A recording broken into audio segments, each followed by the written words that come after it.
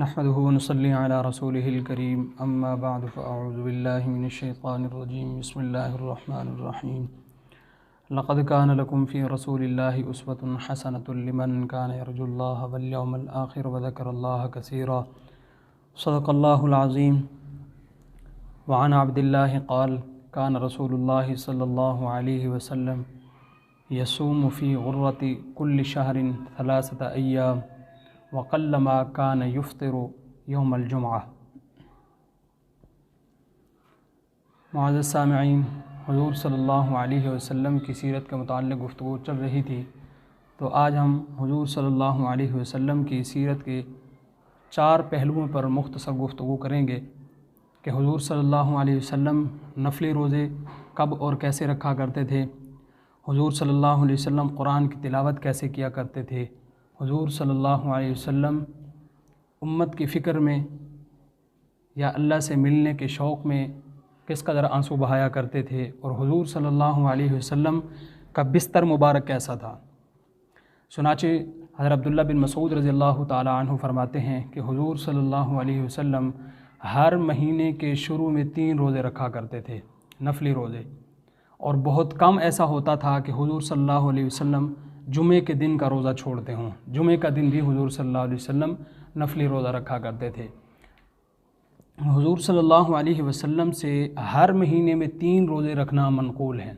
کہ آپ صلی اللہ علیہ وسلم ہر مہینے 3 روزے رکھا کرتے تھے، لیکن ان کے دن متعین نہیں تھے۔ کبھی آپ صلی اللہ علیہ وسلم مہینے کے شروع میں 3 روزے رکھ لیا کرتے تھے، کبھی آپ صلی اللہ علیہ وسلم 13، 14 اور 15 کو 3 روزے رکھ لیا کرتے تھے، کبھی مہینے کے آخر میں رکھ لیا کرتے تھے۔ تو یہ 3 روزے آپ صلی اللہ علیہ وسلم رکھا کرتے تھے۔ اب قرآن کریم کی آیت ہے کہ جو بندہ ایک نیکی کرے گا اللہ تعالیٰ اس کو 10 گنا اجر عطا فرمائیں گے۔ تو ان 3 روزے رکھنے کی حکمت یہ ہے کہ جب ہم ایک روزہ رکھیں گے تو ایک روزہ 10 روزوں کے ثواب کے برابر ہو جائے گا، 3 رکھیں گے تو وہ پورے مہینے کے روزوں کے ثواب کے برابر ہو جائیں گے، اور جو آدمی ہر مہینے 3 روزے رکھے گا تو گویا وہ پورا سال ہی روزے رکھتا ہے۔ تو یہ اس کی فضیلت ہے۔ اور اسی طرح حدیث شریف کا مفہوم ہے، آپ صلی اللہ علیہ وسلم ہر سوموار اور جمعرات کا بھی روزہ رکھا کرتے تھے، اور اس کی وجہ خود آپ صلی اللہ علیہ وسلم نے بیان کی کہ ایک تو سوموار اور جمعرات کو اللہ کے ہاں ہمارے اعمال پیش ہوتے ہیں، اور جب ہمارے اعمال پیش ہوتے ہیں تو میں یہ پسند کرتا ہوں جب میرے عمل پیش ہوں تو مجھے روزہ ہو۔ اور ایک روایت میں آتا ہے کہ میں سوموار کو روزہ اس لیے رکھتا ہوں کہ ایک تو میری پیدائش بھی اسی دن ہوئی ہے، اور دوسرا قرآن کریم نازل ہونا مجھ پر سوموار کے دن شروع ہوا، تو میں اس لیے سوموار کا روزہ رکھتا ہوں۔ جمعے کے دن بھی روزہ رکھنا آپ صلی اللہ علیہ وسلم سے منقول ہے کہ آپ صلی اللہ علیہ وسلم جمعے کا روزہ بھی رکھا کرتے تھے، لیکن جمعے کا روزہ کسی خاص فضیلت کے تحت رکھنا کہ جمعے کی کوئی خاص فضیلت ہے، ایسا کچھ نہیں ہے۔ اس نیت سے روزہ رکھنا مکروہ ہے جمعے کا۔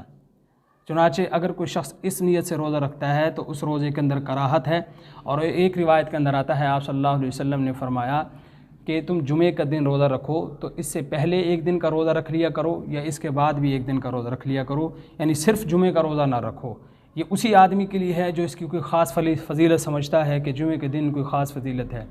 اسی طرح بعض لوگ یہ سمجھتے ہیں کہ جمعے کے دن کو عید کا دن کہا گیا ہے اور اس لیے اس دن روزہ رکھنا جائز نہیں ہے۔ اس کی بھی کوئی حقیقت نہیں ہے۔ خود آپ صلی اللہ علیہ وسلم سے ثابت ہے کہ جمعے کے دن کا روزہ بغیر کسی خاص فضیلت کے رکھنا جائز ہے۔ جیسے عام دنوں میں کوئی نفلی روزہ رکھا جا سکتا ہے، ویسے جمعے کے دن بھی نفلی روزہ رکھا جا سکتا ہے۔ اور دوسرا یہ کہ بعض ساتھی یہ سمجھتے ہیں کہ روزہ رکھنے کے لیے سحری کرنا ضروری ہے۔ سحری مسنون ہے کہ تہجد کے وقت ہم اٹھیں، کچھ کھا پی لیں، سنت ہے، اور اس کے بعد روزہ رکھ لیا جائے، لیکن یہ ضروری نہیں ہے۔ اگر کوئی شخص بغیر کچھ کھائے پیے روزہ رکھنا چاہتا ہے اور یا اس کو اٹھا ہی نہیں ہے، وہ ایک تو جان بوجھ کے چھوڑ دینا، یہ تو سنت چھوڑنے والی بات ہے، اس طرح نہیں کرنا چاہیے، روزہ پھر بھی ہو جائے گا۔ لیکن اگر اٹھا ہی نہیں ہے، اس نے ارادہ کیا تھا میں روزہ رکھوں گا، لیکن صبح اٹھا تو ٹائم ختم ہو چکا تھا، تو اب اگر وہ بغیر کچھ کھائے پیے بھی روزہ رکھنا چاہتا ہے تو رکھ سکتا ہے، بغیر سحری کے بھی روزہ رکھنا چاہتا ہے تو روزہ رکھ سکتا ہے۔ تو یہ آپ صلی اللہ علیہ وسلم کے روزوں کا مختصر بیان تھا کہ آپ صلی اللہ علیہ وسلم سوموار اور جمعرات کا روزہ رکھتے تھے، آپ صلی اللہ علیہ وسلم ہر مہینے میں 3 روزہ رکھے کرتے تھے، اور اسی طرح امی عائشہ صدیقہ رضی اللہ عنہا فرماتی ہیں کہ حضور صلی اللہ علیہ وسلم رمضان کے مہینے کے بعد سب سے زیادہ شعبان کے روزے رکھا کرتے تھے، سب سے زیادہ شعبان کے۔ اس کی وجہ یہ ہے کہ جب حضور آگے چونکہ رمضان کا مہینہ ہوتا ہے تو آدمی کی گویا وہ ٹریننگ سی ہو جاتی ہے کہ آگے رمضان آ رہا ہے، چلو کچھ عادت بن جائے گی کہ صبح سے لے کر شام تک جو ہے کھانے پینے سے باز رہنا ہے۔ تو یہ امت کو تعلیم دینے کے لیے بھی تھا کہ آدمی جو ہے، اسی لیے ہم یہ تحیۃ المسجد، تحیۃ الوضو کی ایک حکمت یہ بھی ہے کہ ہم چونکہ ابھی فرض پڑھنے لگے ہوتے ہیں، ہم نے بھی سنتیں پڑھنی ہیں، تو ہمارا ایک ذہن بن جاتا ہے کہ ہم نے نماز پڑھنی ہے، ابھی ہم نماز پڑھنے لگے ہیں، تو ایک توجہ جو ہے وہ ادھر ادھر منتشر ہوتی ہے، وہ سمٹ کر نماز کی طرف جو ہے مبذول ہو جاتی ہے۔ یہ حضور صلی اللہ علیہ وسلم کے نفلی روزوں کے متعلق گفتگو تھی۔ حضور صلی اللہ علیہ وسلم کی تلاوت کے بارے میں سلمہ، یہ المؤمنین ہیں، حضور صلی اللہ علیہ وسلم کی زوجہ مطہرہ ہیں، یہ فرماتی ہیں کہ رسول اللہ صلی اللہ علیہ وسلم ٹھہر ٹھہر کر قرآن کی تلاوت کیا کرتے تھے، اور پھر انہوں نے آیتیں پڑھ کے بتائیں کہ حضور صلی اللہ علیہ وسلم الحمدللہ رب العالمین پڑھتے، پھر وقف کرتے، پھر الرحمن الرحیم پڑھتے، وقف کرتے، پھر مالک یوم الدین پڑھتے، یعنی قرآن کی تلاوت کرتے تو پھر ایک ایک آیت پر ٹھہرا کرتے تھے۔ تو افضل طریقہ بھی یہی ہے، خاص طور پر جماعت کے اندر جب امام نماز پڑھا رہا ہے تو اسے چاہیے کہ ٹھہر ٹھہر کر تلاوت کرے۔ حضور صلی اللہ علیہ وسلم کی سنت بھی یہی ہے، بعض جگہوں کے اوپر جو ہے وہ ایک ہی سانس کے اندر سورہ فاتحہ یا 2 سانسوں میں پڑھ دی جاتی ہے، تلاوت اگرچہ ہو جاتی ہے لیکن قرآن کے ادب کے منافی ہے کہ بہتر یہ ہے کہ ایک ایک آیت ٹھہر ٹھہر کر پڑھی جائے۔ حضرت عبداللہ بن ابی قیس فرماتے ہیں کہ میں نے امی عائشہ صدیقہ رضی اللہ تعالی عنہا سے پوچھا کہ حضور صلی اللہ علیہ وسلم رات کی نوافل میں یعنی تہجد کی نماز میں اونچی آواز سے تلاوت کیا کرتے تھے یا آہستہ آواز سے؟ تو امی عائشہ صدیقہ نے جواب دیا کہ دونوں طرح سے حضور تلاوت کیا کرتے تھے، اونچی آواز سے کبھی جی چاہتا اونچی آواز سے تلاوت کر لیتے، آہستہ آواز سے جی چاہتا آہستہ آواز سے تلاوت کر لے۔ تو حضرت عبداللہ بن ابی قیس فرماتے ہیں کہ میں نے کہا اللہ کا شکر ہے جس نے ہر طرح سے سہولت عطا فرمائی ہے۔ تو یہ بھی مسئلہ یاد رکھ لیں کہ دن کے جو نوافل ہیں اس میں اکیلا آدمی جو قرآن کی تلاوت کرے گا وہ اونچی آواز سے نہیں کر سکتا۔ اونچی آواز سے مراد جیسے جہر کرتے ہیں، امام عشاء کی نماز پڑھاتا ہے، فجر کی پڑھاتا ہے، اتنی اونچی آواز سے اکیلا آدمی تلاوت نہیں کر سکتا دن کے نوافل میں۔ البتہ رات کو کوئی شخص تہجد پڑھتا ہے یا رات کو نفلیں پڑھتا ہے تو وہ اونچی آواز سے تلاوت کر سکتا ہے جیسے اکیلا آدمی تلاوت کرتا ہے، اتنی آواز سے تلاوت کرنا نوافل کے اندر جائز ہے اکیلے آدمی کے لیے، لیکن یہ صرف رات کے ساتھ خاص ہے۔ انہوں نے بھی رات کے متعلق پوچھا تو امی عائشہ نے فرمایا کہ رات کے نوافل میں حضور صلی اللہ علیہ وسلم اونچی آواز سے جی چاہتا اونچی آواز سے تلاوت کر لیتے تھے، اور اگر آہستہ آواز سے جی چاہتا تو آہستہ آواز سے تلاوت کر لیتے تھے۔ حضرت ہانی رضی اللہ تعالی عنہ فرماتی ہیں حضور صلی اللہ علیہ وسلم بیت اللہ شریف کے جو حدود ہیں اس کے اندر بیٹھ کے تلاوت کیا کرتے تھے، تو میں اپنے گھر کی چھت پہ ٹھہر کے حضور صلی اللہ علیہ وسلم کے قرآن پڑھنے کی آواز سن لیا کرتی تھی۔ حضرت عبداللہ بن عباس رضی اللہ تعالیٰ عنہ فرماتے ہیں حضور صلی اللہ علیہ وسلم جب اپنے حجرے میں تلاوت فرماتے تھے تو باہر مسجد نبی کے صحن میں بیٹھا ہوا آدمی وہ حضور کی آواز سن لیتا تھا۔ تو قرآن کریم کو پڑھنے کا اصل درجہ تو یہی ہے کہ قرآن کریم کو اونچی آواز سے پڑھا جائے، آہستہ آواز سے پڑھنا بھی ٹھیک ہے، لیکن اصل جو طریقہ ہے وہ یہ ہے کہ اونچی آواز سے قرآن کریم کی تلاوت کی جائے۔ البتہ اگر کوئی عذر ہے، مثلا اونچی آواز پڑھنے میں کوئی شخص ساتھ عبادت کر رہا ہے، کوئی شخص سویا ہوا ہے یا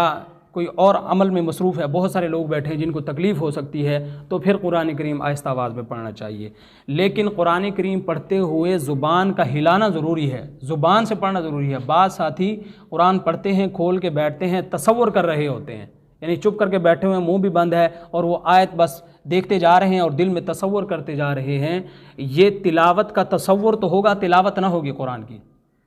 اس لیے زبان کو ہلانا ضروری ہے۔ اسی طرح اگر کسی نے نماز تو پڑھی لیکن نماز کے اندر زبان نہ ہلائی، تصور کرتے رہے،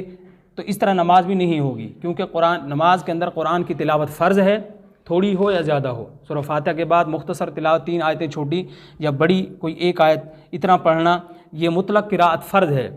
تو اگر قراءت چپ کر کے وہ ٹھہرا رہا اور دل میں تصور کرتا رہا پھر نماز نہیں ہوگی۔ تو اس لیے قرآن کی تلاوت کرنے میں افضل یہ ہے کہ اونچی آواز سے پڑھا جائے اگر کسی کو تکلیف نہیں ہو رہی، اور اگر کسی کو تکلیف ہو رہی ہے، مثلاً کوئی نماز پڑھ رہا ہے، کوئی شخص سویا ہوا ہے، گھر کے اندر جیسے نوافل پڑھے جا رہے ہیں، گھر میں قرآن کریم پڑھا جا رہا ہے، تو پھر آہستہ آواز سے قرآن کریم کی تلاوت کرنی چاہیے۔ البتہ بالکل ہی دل میں تصور نہ کیا جائے، بلکہ زبان ہلا کر جو ہے قرآن کریم کی تلاوت کرنی چاہیے۔ اس کے بعد حضور صلی اللہ علیہ وسلم کے آنسو بہانے کے بیان میں امام ترمذی رحمۃ اللہ علیہ روایات نقل کرتے ہیں کہ حضرت عبداللہ بن شخیر یہ فرماتے ہیں، میں حضور صلی اللہ علیہ وسلم کی خدمت میں حاضر ہوا، حضور صلی اللہ علیہ وسلم نماز پڑھ رہے تھے اور آپ صلی اللہ علیہ وسلم ساتھ ساتھ رو بھی رہے تھے، اور آپ کے سینے مبارک سے رونے کی وجہ سے ایسے آواز آ رہی تھی جیسے کہ ہانڈی جب جوش مارتی ہے تو اس سے آواز پیدا ہوتی ہے۔ تو اس طرح حضور صلی اللہ علیہ وسلم رو رہے تھے امت کی فکر میں، اللہ تعالیٰ سے ملنے کے شوق میں، تو اتنی فکر تھی حضور صلی اللہ علیہ وسلم کو۔ حضرت عبداللہ بن مسعود رضی اللہ تعالیٰ عنہ فرماتے ہیں، ایک مرتبہ رسول اللہ صلی اللہ علیہ وسلم نے مجھے کہا کہ تم قرآن سناؤ مجھے۔ تو حضرت عبداللہ بن مسعود فرماتے ہیں، میں نے کہا یا رسول اللہ قرآن نازل آپ پر ہوا ہے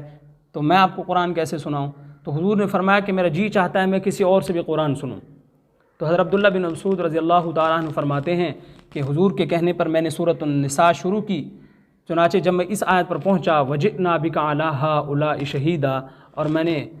حضور صلی اللہ علیہ وسلم کی طرف نظریں اٹھا کے دیکھا تو حضور صلی اللہ علیہ وسلم کی دونوں آنکھوں سے آنسو جاری تھے۔ کیوں؟ اس لیے کہ قرآن کریم کے اندر جو کچھ بھی موجود ہے وہ ہم لوگوں کے لیے ہے۔ قیامت کے دن اللہ تعالیٰ پوچھیں گے امت سے بھی کہ تمہارے انبیاء نے تم تک پیغام پہنچا دیا تھا، میرا نہیں پہنچایا تھا، کہ اگر میری مان کے چلو گے تمہارا فائدہ اس میں ہے، تمہیں یہ انعام دیا جائے گا، اور اگر تم میری نافرمانی کرو گے تو پھر تمہارے لیے ٹھکانہ میں نے جہنم کا تیار کر رکھا ہے۔ انبیاء سے بھی پوچھا جائے گا کہ تم نے بات پہنچائی تھی، امت تک یہ نہیں پہنچائی تھی۔ تو اس لیے حضور صلی اللہ علیہ وسلم اپنی اس ذمہ داری کو سوچ کر کہ اس آیت کے اندر اسی بات کا ذکر ہے کہ کیا بنے گا قیامت کے دن۔ حضرت عبداللہ بن عمر رضی اللہ تعالی عنہ فرماتے ہیں، ایک مرتبہ حضور کے زمانے میں سورج گرہن ہو گیا تو آپ صلی اللہ علیہ وسلم نے نفل نماز شروع کی اور اتنا لمبا قیام کیا کہ ہمیں لگ رہا تھا حضور صلی اللہ علیہ وسلم رکوع نہیں کریں گے آج۔ رکوع میں گئے تو اتنا لمبا رکوع کیا، لگ رہا تھا کہ سر نہیں اٹھائیں گے رکوع سے کھڑے ہوئے تو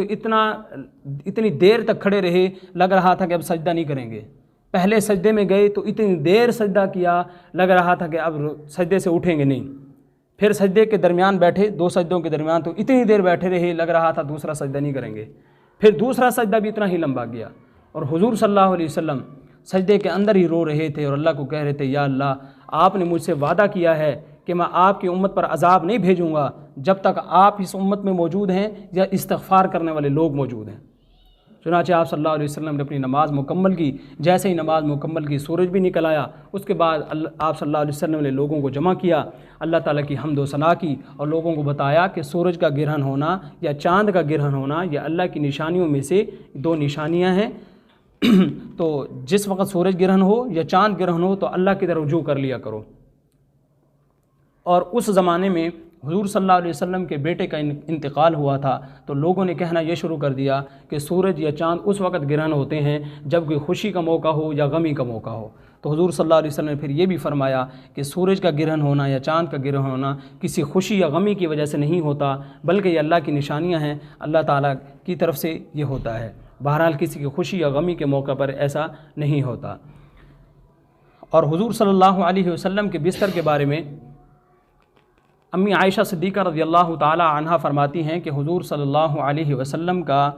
بستر مبارک چمڑے کا تھا اور اس چمڑے کے اندر کھجور کے پتوں کو کوٹ کر بھرا ہوا تھا۔ کھجور کے پتے کوٹ کر اس بستر کے اندر بھر دیے گئے تھے، اس پر آپ صلی اللہ علیہ وسلم آرام فرمایا کرتے تھے۔ ام المؤمنین حضرت حفصہ بنت عمر رضی اللہ تعالی عنہا فرماتی ہیں حضور صلی اللہ علیہ وسلم کا بستر ٹاٹ کا تھا، اس ٹاٹ کے بستر کو جب آپ سونے لگتے تو ہم اس کو دوہرا کر دیا کرتے تھے، آپ صلی اللہ علیہ وسلم اس پر آرام فرماتے۔ تو حضرت حفصہ رضی اللہ تعالی عنہ فرماتی ہیں ایک مرتبہ ایسا ہوا کہ میں نے وہ جو ٹاٹ دوہرا کر کے بچھاتے تھے میں نے چوہرا کر دیا، یعنی دو تہیں کی ہوئی تھی، میں نے مزید اس کی دو کر دیں کہ آپ صلی اللہ علیہ وسلم آرام کے ساتھ جو ہے سو لیں گے۔ تو حضور صلی اللہ علیہ وسلم تشریف لائے رات کو سونے کے لیے. آپ صلی اللہ علیہ وسلم نے آرام فرمایا. صبح کو اٹھے تو مجھ سے پوچھا کہ رات کو تم نے کیا بچھا دیا تھا؟ تو میں نے کہا یا رسول اللہ آپ کا وہی بستر تھا، بس اس کی تہ بڑھا دی تھی، 2 کی جگہ 4 کر دی تھی. تو حضور نے فرمایا کہ میرا بستر اسی حالت میں رہنے دینا، اس لیے کہ رات کو بستر کی نرمی نے مجھے تہجد پڑھنے سے روک دیا. اور آپ صلی اللہ علیہ وسلم کو بستر مبارک صحابہ کرام نے خود کئی مرتبہ پیش کیا. صحابہ کرام نے کہا یا رسول اللہ ہم آپ کے لیے کوئی نرم گدا بنا دیتے ہیں. چنانچہ حضرت عبداللہ بن مسعود رضی اللہ تعالیٰ عنہ فرماتے ہیں کہ ایک مرتبہ حضور صلی اللہ علیہ وسلم کھجور کے پتوں کا بنا ہوا بستر تھا، اس پر لیٹے ہوئے تھے. تو جب آپ صلی اللہ علیہ وسلم اٹھے تو آپ کی کمر مبارک پر نشان پڑ گئے.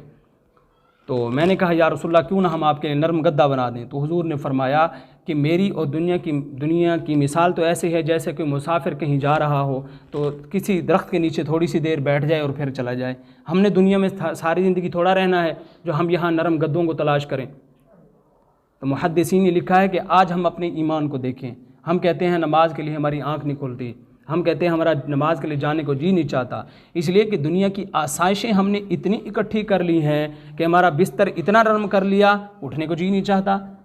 سردیوں کے موسم ہے تو ہم نے اپنے کمرے کو اتنا گرم کیا ہوتا ہے، باہر جی نہیں چاہتا نماز پڑھنے مسجد میں جائیں، مسجد میں تو پانی بھی ٹھنڈا ہوگا.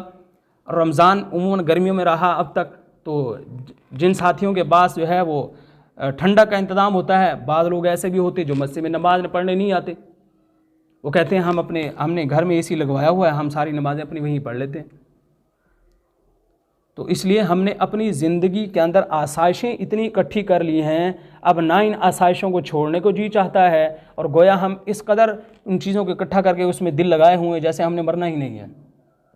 جبکہ حضور صلی اللہ علیہ وسلم کا مزاج مبارک یہ تھا، حضور صلی اللہ علیہ وسلم کو یہ نہیں کہ آپ کے پاس بستر تھا نہیں، بلکہ ایک صحابیہ نے تو بستر بنا کے بھی پیش کیا، یا رسول اللہ ایک بستر رکھ لے. حضور نے فرمایا کہ نہیں، میری مثال اور دنیا کے ساتھ ایسی ہے جیسے مسافر دنیا میں کسی اسٹیشن کے اوپر تھوڑی دیر ٹھہرتا، وہ ہی نہیں دیکھتا کہ جو ہے اسٹیشن اچھا نہیں ہے، یہاں پر جو ہے صفائی کا انتظام نہیں ہے. کیوں؟ وہ اپنا سامان اٹھائے بیٹھا ہے، کسی وقت جو گاڑی آئے گی وہ لے کے چلی جائے گی. مسافر کہیں تھکا ہوا ہوتا ہے، راستے میں کہیں چھاؤں کے لیے بیٹھ جاتا ہے، وہ یہ نہیں دیکھتا کہ یار اس میں تو چھاؤں اچھی طرح نہیں ہے، تھوڑی تھوڑی دھوپ بھی آ رہی ہے، یہاں پر تو بدبو ہے، یہاں پر تو جانور باندھے جاتے ہیں، یہاں تو گوبر پڑا ہوا ہے، یہاں پر تو جانور پیشاب کرتے ہیں. وہ ان چیزوں کو ملحوظ خاطر نہیں رکھتا، بس وہ یہ کہتا ہے کہ تھوڑی دیر بس میں سستا لوں، تھوڑا سا آرام کر لوں، بدن کو راحت پہنچا لوں، پھر تو بس میں نے اپنی منزل کی طرف رواں دواں ہونا ہے. تو اسی لیے دنیا بھی ہمارا چونکہ اصلی گھر نہیں ہے. قرآن کریم اللہ تعالیٰ فرماتے ہیں کہ اصل جو گھر ہے، اصل جو رہنے کی جگہ ہے وہ تو آخرت ہے. دنیا کو تو ہم بس تیاری کرنے کے لیے آئے ہیں. اب ہماری مرضی کہ اس تیاری کرنے کی جگہ میں اپنا وقت ضائع کر لیں. اس کی مثال بالکل ایسے ہی اس بچے کی طرح ہے جو اسکول کے دنوں میں اسکول میں پڑھتا تو ہے، جاتا تو ہے، نہ اپنا سلیبس تیار کرتا ہے، بس کتابیں رکھی ہیں اپنے بستے میں، بیگ میں رکھی ہیں، اسکول چلا گیا، اسکول میں بھی کچھ نہیں پڑھا، گھر میں بھی کچھ نہیں پڑھا، سارا سال یوں ہی فضول گزار دیا. جب پیپر دینے کی باری آئی ہے تو اب جو ہے وہ پریشان ہے، اب پھر افسوس کر رہا ہے کاش میں پڑھ لیتا، دوسرے لڑکے تو پڑھ رہے تھے میں پڑھ لیتا. بالکل ہماری بھی ایسے مثال ہے. ہم ساری زندگی ایسے ہی گزار دیں گے، فضول وقت میں، فضول کاموں میں گزار دیں گے، گپ شپ میں گزار دیں گے. بہت سے لوگ جو ہے وہ بیٹھ کر گپ شپ لگاتے ہیں، موبائل پہ کوئی گیم کھیل رہا ہے، کوئی کیا کر رہا ہے. جب ان کو کہا جاتا ہے کیا کر رہے ہیں، بس ٹائم پاس کر رہے ہیں. کیا اللہ نے زندگی اس لیے دی ہے کہ ہم یہ ٹائم ایسے ہی پاس کر دیں؟ کیا ہم اپنے اس ٹائم کو ایسے فضول ضائع کر دیں؟ حدیث شریف میں آتا ہے قیامت کے دن جب اللہ تعالیٰ ایک ایک مرتبہ کسی بھی ذکر کرنے پر اجر و ثواب عطا فرمائیں گے تو بندہ دنیا کے اندر سوچے گا، وہ بندہ جس نے دنیا میں پلک جھپکنے کے برابر بھی کبھی ذکر نہیں چھوڑا ہوگا، وہ یہ سمجھے گا کہ میں نے اپنی زندگی ضائع کر دی. وہاں اتنا انعام ملنے والا ہے اللہ کا ذکر کرنے پر، اور ہم اپنا فضول کاموں میں وقت ضائع کر دیتے ہیں، موبائل میں خواہ مخواہ میں، گیم کھیلنے میں، یا ادھر ادھر کہاں جا رہے ہیں جی ٹائم پاس نہیں ہو رہا، گھر سے باہر جا رہے ہیں، 2-4 دوست آ گئے ہیں، آوارہ پھر آ کے پھر گھر میں آ گئے شام کو، سارا دن ٹائم ضائع کر کے. جو وقت ہمیں میسر ہے ہم اس میں قرآن کی تلاوت کریں، ہم اس میں کوئی ذکر کریں، کوئی دین کی بات پڑھ لیں، اس میں کوئی دین کی کتاب کا مطالعہ کر لیں، کوئی مسائل کی کتاب پڑھ لیں، کسی نیک آدمی کی صحبت میں بیٹھ جائیں، کسی بزرگ کے پاس بیٹھ جائیں، اس سے کچھ سیکھ لیں. تو یہ دنیا جو ہے یہ محنت کرنے کی جگہ ہے، ہمیں اس کا پھل آخرت میں ملے گا.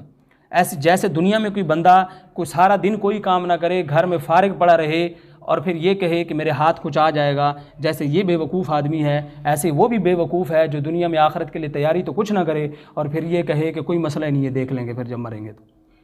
تو اس لیے ہم دنیا میں آئے ہیں، ہمارا مقصد تیاری کرنا ہے، اللہ کہ رسول صلی اللہ علیہ وسلم کے طریقے کو اپنانا ہمارا مقصد ہے۔ تو اللہ تعالیٰ سے دعا ہے اللہ تعالیٰ ہمیں صحیح معنوں میں حضور صلی اللہ علیہ وسلم کی سنتوں پر عمل کرنے والا بنائے۔ وما علینا الا البلاغ المبین۔